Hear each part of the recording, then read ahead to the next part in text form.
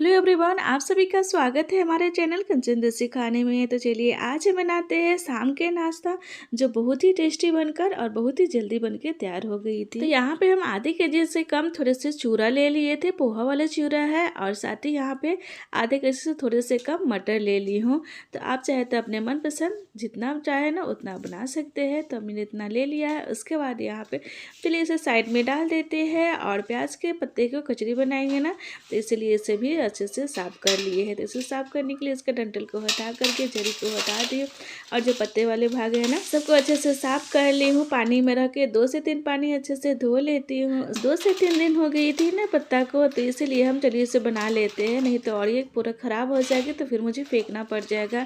इसीलिए देखिए थोड़े थोड़े पीला भी पड़ गया है। तो जो ज़्यादा पीला था ना उसे हम साइड कर लिए हैं, और अच्छे वाले पत्ते को ना हम इसे धो करके साफ कर लिए हैं। इधर ना चूरा के भूजा भूजने के लिए यहाँ पे हमने प्याज के छील लिए हैं, मिर्ची हरी मिर्ची को भी डंडल के हटा के साइड में कर ली हूँ, और हरा मिर्ची ना पकौड़े में यूज करने के लिए हमने ये रखे हैं। तो प्याज के ऐसे से धो कर दूसरे बर्तन में निकाल ली हूँ। मटर को भी धो लेती हूँ, तो मटर को बड़े से बर्तन में डाल दी हूँ, और इसे चलिए अच्छे से धो कर खिलाते हैं। तो छन्नी में छान कर इसे साइड कर ली हूँ। उसके बाद यहाँ पे डाल दी हूँ चॉपर, और इसे प्याज को ना बारीक बारीक चॉप कर लेते हैं। तो इसमें भूजा में प्याज को रख के फ्राई करेंगे, तो बारीक बारीक इसे चॉप करना है। उसके बाद ना साथ में हरी मिर्ची को भी बारीक बारीक चॉप कर लेते हैं। तो सभी यहाँ पे कट गई थी। उसके बाद गैस पे चढ़ा दी थी कढ़ाई, और कढ़ाई को अच्छे से गर्म हो जाने के बाद ना इसमें डाल देती हूँ थोड़े से रिफाइन तेल। तो आप चाहे तो यहाँ पे घी, रिफाइन तेल या सरसों तेल का भी यूज कर सकते हैं। इसके बाद तेल एकदम अच्छे से गर्म हो जाने तक, धुआं आने तक इसे गर्म होने देनी है। उसके बाद हम डाल देते हैं चूरा, जो पोहा वाली चूरा थी ना वो डाल करके, और इसे चलाते चलाते ना अच्छे से इसे फ्राई कर लेना है। तो इसे छोड़ना नहीं है ताकि ये जल जाएगी। तो चूरा को ना अच्छे से कुरकुर होने तक ना इसे अच्छे से फ्राई करनी है। तो चूरा अच्छे से फ्राई हो गई थी, तो हम इसे निकाल लेते हैं दूसरा बर्तन में। तो देखिए यहाँ फ्राई हो गई है। तो उसके बाद कढ़ाई गर्मी थी, तो इसे साफ करके ना हम डाल देते हैं सरसों का तेल मटर को फ्राई करने के लिए। साथ ही डाल देते हैं तेल अच्छे से गर्म हो जाए तो 2 सूखा मिर्च और जो हरी मिर्ची जो चॉप किए थे ना वो डाल दी हूँ। साथ ही बारीक चॉप किया हुआ प्याज को डाल देती हूँ। तो सभी को अच्छी तरह से मिक्स करके ना और ऐसे थोड़ी सी सॉफ्ट होने देनी है। थोड़ी सी अगर सॉफ्ट हो जाए तो इसमें मटर को डाल देते हैं, तो और साथ ही मटर और प्याज थोड़ी से सॉफ्ट कर लेनी है। करीबन 2 मिनट के करीब ना हम इसे इस तरह से फ्राई कर लेंगे। तो देखिए यहाँ फ्राई हो गए हैं। ज़्यादा भी सॉफ्ट नहीं करनी है, नहीं तो मटर ज़्यादा गल जाएगी ना तो अच्छी नहीं लगेगी। तो जैसे कि आप देख रहे हैं ना, इसे इस तरह से इतना ही थोड़े से फ्राई कर लेनी है। और साथ ही यहाँ पे फ्राई हो गई थी, तो यहाँ पे हम चूरा जो फ्राई किए थे ना वो डाल देते हैं, और देखिए सभी को इसी तरह से मिक्स कर लेते हैं। तो गैस को मीडियम करके ही ना इसे फ्राई करेंगे इस तरीके से। तो इसके बाद इसमें 1 चम्मच के करीब नमक डाल देते हैं स्वाद के अनुसार। साथ ही सभी को अच्छी तरह से मिक्स कर लेंगे। इसके बाद देखिए यहाँ पे फ्राई हो गए हैं।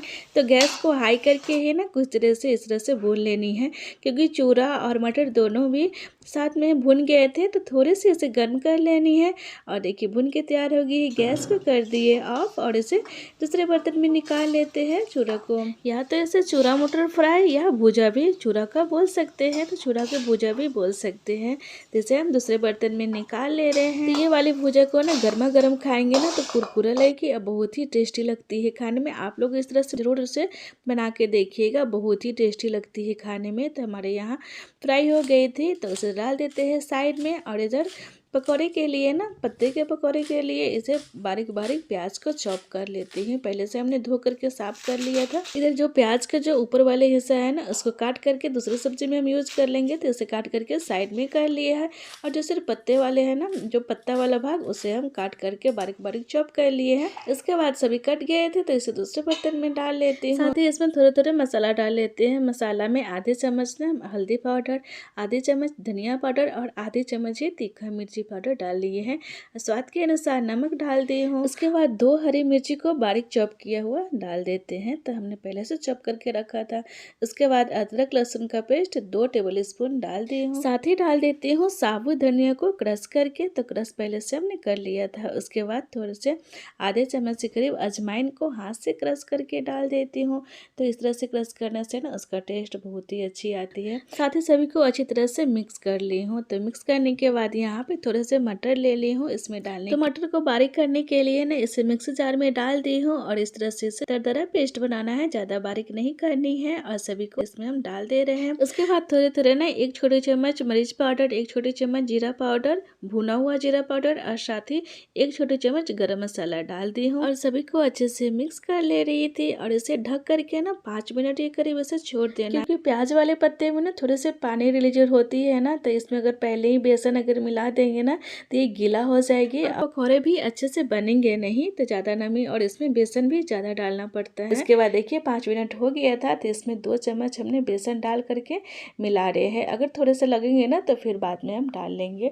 तो यहाँ पे थोड़े से लगे गीले थे ना, तो इसमें 1 चम्मच के करीब फिर से बेसन डाल दिए है। साथ ही 1 बड़े चम्मच चावल के आटे डाले हैं जिससे पकौड़े कुरकुरे बने। तो इसमें जितनी नमी थी ना उसी हिसाब से हमने बेसन और चावल के आटे डाले हैं। तो देखिए अब अच्छे से बन गए हैं। तो ज्यादा बेसन भी नहीं डालेंगे, नहीं तो ये बेसन बेसन लगेंगी और पकौड़े अच्छे नहीं बनेंगे। तो इसमें 3 बड़ी चम्मच बेसन लगी है और 1 बड़ी चम्मच चावल के आटे। तो इससे अच्छे से बेसन बन के तैयार हो गई है। तो ये बैटर थोड़ी सी ना चिपचिपी लग रही थी, तो इसमें सरसों का तेल रखे ऊपर से इस तरह से हल्के हाथों से मैश कर लूंगी। इसके बाद इधर गैस पे डाल दी हूँ कढ़ाई पकौड़े को तलने के लिए और तेल को अच्छे से गर्म होने देंगे। तो धुआं आने तक गर्म हो रही है जब तक ना पकौड़े के बेसन को ना थोड़ा सा चिकना करके और गोल शेप में कर ले रहे हैं। आप चाहे तो ऐसे भी आप इसे बनाकर डाल सकते हैं, जिससे भी कुरकुरे बनती है। तो मैंने थोड़ा सा चिकना कर लिए है। इसके लिए प्लेट में थोड़ी सी तेल लगा ली है ताकि ये चिपके नहीं और सभी बन के तैयार हो गए थे। इसके बाद तेल अच्छे से गर्म हो गई थी तो सबको एक एक करके सभी पकौड़े को इसमें डाल दे रहे हैं। तो गैस को पहले हाई किए थे तेल गर्म होने तक, उसके बाद गैस को मीडियम कर लिया है और इसके बाद देखिए इस तरह से पकौड़े बना लिए। तो मीडियम आंच में पकौड़े के इस तरह से तलेंगे ना तो बहुत ही अच्छी और क्रंची बन के तैयार होती है।